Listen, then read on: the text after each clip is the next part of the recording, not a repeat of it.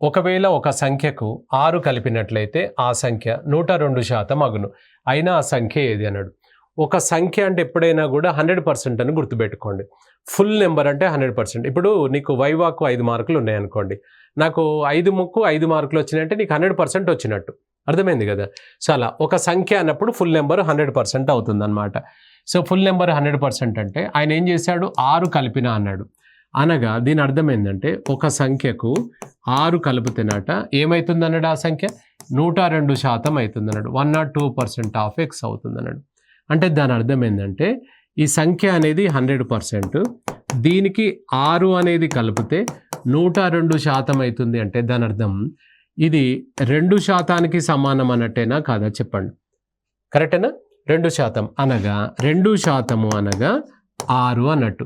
Full number ఎంత అన్నాడు, 100%కు ఎంత. క్రాస్ మల్టిప్లై చేయకుండా కూడా చెప్పాలి.